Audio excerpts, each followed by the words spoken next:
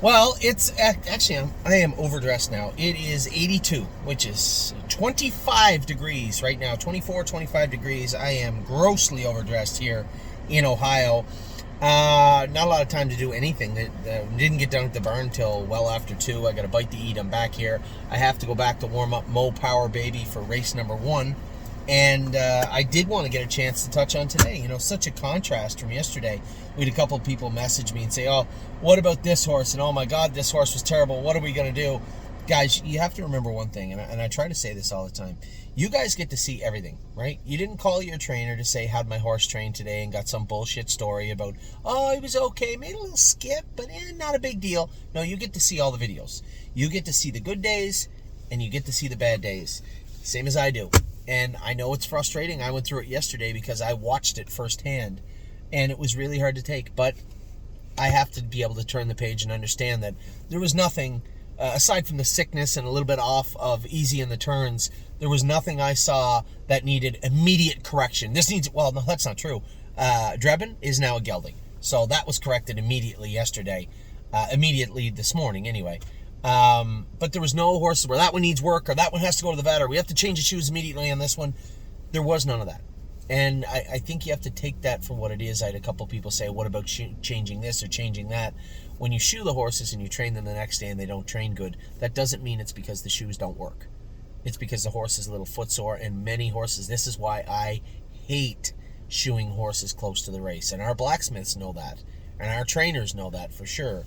I've had lots and lots of conversations with many of our trainers over the years and said, "Listen, I'm not going to step on anybody's toes and say, I do not want our horses shod inside of 48 hours. But if a horse makes a break and you tell me it was because the horse was shod the day before, I might boil over. It might happen." So, but such a contrast between yesterday and then to come here today and I'm just chewing my nails because the only thing to save me last night was Columbus, and oh my gosh, and they raced as good as you could ask them to. They just weren't going to save the night, right? And I thought Columbus raced well, sat in a hole pretty good. Little grabby going out of there. I thought I was going to lose him for a second, and after having the day, there was a point, probably a little voice in my head that said, "Here it comes, par for the course, welcome to Tuesday." And Columbus collected himself, behaved, sat in a hole. Somebody said, "Oh, you could have moved him at the half." Yeah, first over with Columbus. That worked out well last week. No. I would have got by the guy in the 2-hole. I might have ended up third. Instead, I was third. And he got to sit quietly, pass a horse down the lane, which he hasn't done very often in his life. And I thought the horse raced well. I'm not demeaning the horse. You guys know how I feel about him. He's a fair horse and an overnight horse that is doing exactly what we need him to do. Anybody that thinks he should do more, you're stretching. He's not that horse. He's not a Sire Stake horse. He might be a Buckeye horse, and we'll probably have a lot of fun with him at the fairs. And he can leave. He doesn't make breaks, and he's okay to drive, aside from being a little grabby once in a while. So yeah, Columbus was fine. Oh my gosh, any quarter better than 30 seconds on the end of it's a good quarter. I'm tempted now to maybe put him up for sale as he has to go to Indiana, right? There's no Indiana fair tracks to race him at. I know there's Indiana fairs, and they have, but you know what I'm saying. It's not like Ohio, and I don't go that often to Indiana, and to pay a training bill on a fair or okay horse. I mean, the horse we had there last year was actually a good horse. Trotted in 55, 56, but it's tough to make money when you have just an okay horse unless you're living in Indiana and you're racing in Indiana. This is a nice horse for somebody in Indiana. We're not in Indiana for the most part. So it might be worth maybe testing the waters with him on Preferred Equine. I am going to have just a quick little break because I have to be warming up Mo Power Baby in 51 minutes.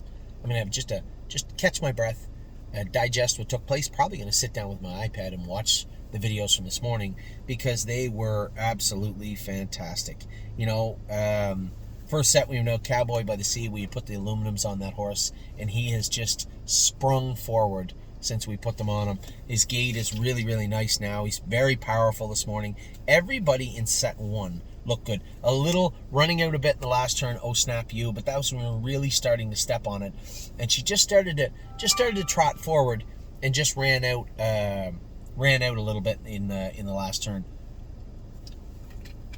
Ran out just a hair in the last turn and caught herself, right? Didn't run, did her work well all the way to the wire, and we were making it down the lane. Cowboy by the Sea was very, very strong. I just got past Irresistible Sun. Royal Emeralds was right behind us. Gypsy Hill on the outside. And then Oh Snap You. That was a very, very strong set. If I'm not mistaken, 223 last half and 107 is what we went in there. Now, we're not going to start going faster halves. That's plenty fast in a jog cart for a baby. Some might argue maybe too fast. What we'll do now, where you see that jogging lap, from now on, that lap will be a 130 clip rather than just a jogging lap. And that will help put a little more gas in the tank of the horses as we head into the summer. I know a lot of people like to go double headers or 2 trips. We don't do that. We always train a mile and a half, and I always wondered when we first did it, is it going to be enough for the horses? And it is. And I know it is because we've raced them, and it's always been enough. So from now on, we'll likely, and I said that to Jason, I said it to James yesterday, we'll probably go that first lap around 130, maybe even 125, and then continue to stay around that 220, 225 marker. There's no need to go much further down there because there's going to be lots of days where we say, hey, we're going to go in 20 and we go in 17. And that's likely how we'll get to 17. But I'm not too concerned with that. I just think a little tweak from now on, we'll start using that first lap a little stronger than we have in the past. Second set was another great set. Affection, the only one that made a break. I know exactly why. We added a line pole to the outside. Amy said she was on the left line going the other day. And this is when we have to start getting the gear on the horses. If she needs a line pole, put it on her. If she wants to make a mistake with it on, fine. She won't make a mistake next time. Affection never runs. Ever runs. And I can tell you he just got doubled up in behind who did he hit? Venice Blue Chip first over. Just kind of get doubled up on her back. She hit that, she twisted around a little bit, hit that line pole, got a little angry, and made a break. That will dissipate quite quickly, and I suspect that'll be the last break you see from her. From that particular reason. Venice Blue Chip first over is vicious deadly. I had Sweeney on the front, and I gave it the old college try, and he was really trotting, but Venice Blue Chip's just such a nice filly.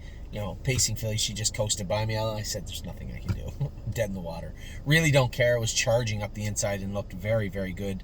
I'm Fancy Like just behind us. I think she's way more effective. You just put her right into it, right in the mix of it. I know that Eric just kind of sat her at the back. Next time we'll put her back on the front and see how she did, because she beat everybody on the front 2 weeks ago and is a very nice filly. But again, a great set. Affection, the only breaker, and I know exactly why she made a break. It's not the end of the world. Third set, we went out.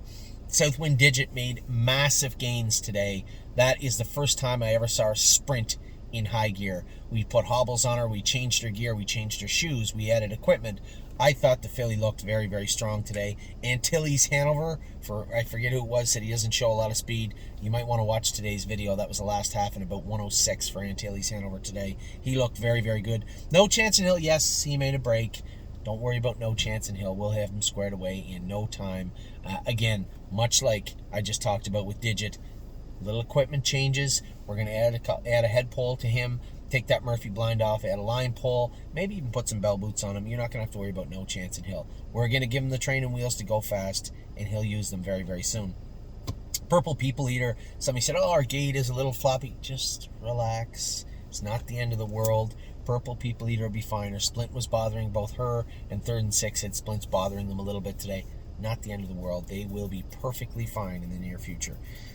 Green Tea, much better. Acted up a little bit at the start, but was much better throughout the mile. Couldn't quite get to me down the lane, which says a lot, because I think Green Tea is one of our better horses, and he could not collar the big Digit filly down the lane. And Victory Blue Chip, I forgot to mention him in my post-race recap after the race live. But he was in there, and I thought he did well also. Worked all the way to the wire, I believe, is what Jason told me. Fourth set, Alibaba and Mel Gibson put on a bit of a smoke show and looked fantastic. They went miles in 2:22, 2:21, I believe. I had 1 mile in 2:24, and I was back a bit. But Electric Line, no X's, no O's. The horse looked very, very good, felt good. We're going to put aluminums on as I go through. I'm thinking of the shoeing changes we got to send to the blacksmith here. And we're going to put the aluminums on Electric Line up front, but very happy with what I saw from Electric Line today. 3rd and 6th, Levesque in action, Alibaba. All these horses, even did not know, did all their work right to the wire. No breakers in there, and they all looked very, very good. Obviously, Alibaba. Eric told me he thought Alibaba was one of our best horses. Okay. I haven't gone with her in a long time. She looks good, and looked very good today. Beating Mel Gibson, I believe.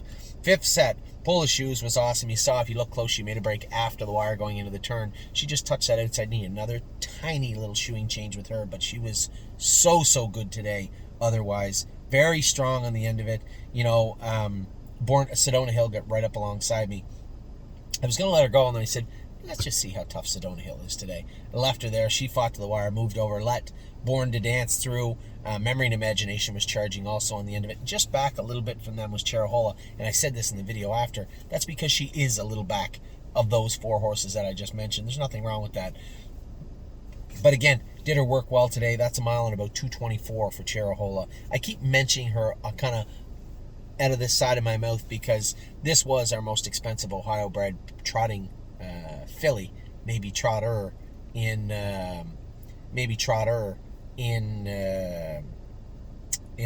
Ohio this year that we purchased from the public sales, and she keeps getting better and taller and fatter. Seems like she's getting longer. She's a big girl, and I think when push comes to shove, we get that extra 6-7 weeks of training in her, and to the stake race is another 10 weeks. Could have a really nice horse on her hands. So set 5 again, straight A's right across the board here. Set 6, Blanton's Blue, turnaround horse of maybe the year. And I said this in my video after on him. He went from a mongrel to just wanting to do everything wrong, to doing it all right. I put him in a spot today where he could have made a break. I put him in a spot where he could have got hot at the start. I put him in a spot where he could have pulled up a little bit on the front end, called on him at the head of the lane. Not only did he answer the bell, but he drove away from those horses. That showed a lot of tenacity. That's the one thing I have never seen from this horse before the last 2 weeks. Very, very impressed with Blanton's Blue today. He went a big mile. I watched that video. The only one I watched was this replay. Paycheck Princess flying on the end of it. Militant got out of gear in the last turn. I know exactly how to fix that. Get the big clunky bell boots off him. Put a normal set of knee boots on him. Add maybe a head pull to the outside. We're not going to have any problems with Militant. I think next week, if I can, I'll go with Militant and drop the hammer on him. There won't be any issues with Militant. He will catch up like that. Sunset Acres Girl was good. Now, AC Swan thought she was going to act up a little bit in set 6, and all that did was earn her a berth in the late double. The other side of it, though. She went again in set number 7. So set 6, everybody in here did their work great. Blanton's Blue looked fantastic. Last set of the day, Lover's Play had it all sewn up and made a break deep in the stretch. It wasn't her fault. She did everything right today. Just when I put her in gear coming out of the turn. I want to let Pickpocket finish right with me. And as I went to gear her down, she just took her hoof off the accelerator a little bit, lost herself, touched herself, made a break. If I had just put the coal to the fire from the head of lane to the wire, I guarantee you there wouldn't have been a problem. I've done that in her last 2 training sets with no issues. Lover's Play was good today. Really, really good. Happy with her. Everybody in this set did well. The only surprise to me a little bit, Vaquero Blue Chip wasn't really in the hunt. Eric said, I was a little conservative with him. Last time I drove him, he made a break on me. Totally different horse now. The horse felt great. I know. I've been going with him. He's fantastic. Pickpocket inherited the lead. One easy. Arson closing on the end of it. Our man Derek Zoolander. Really? Our man Derek, I don't believe his last name is Zoolander. I don't think that's correct. Derek ended up closing in. Did he get up for second? He might have. Activation, and Arson were right there. I was right there on the run, though. Vaquero Blue Chip and AC Swan, even AC Swan, bettered her best by probably 6 or 8 seconds. We were a little protective of her in there, slowed that bunch down a little bit. But again, top marks across the board. You guys got to see Swinging Senorita train today. 2-2 last half, 57 last quarter, and 28, and looked extremely good doing it also. So our girls prep for the Hackett next week. We get some horses racing tonight. We had a fantastic day today. It's hump day, and hump day usually is not a very fun day. Today it was. Just a wonderful day of training that followed 2 horrible days at the stable. Hopefully we can keep it going tonight on the track. We'll see. With that, I'll let you go. I hope you had as much fun as I did. It was a wonderful day today in Ohio. Take care.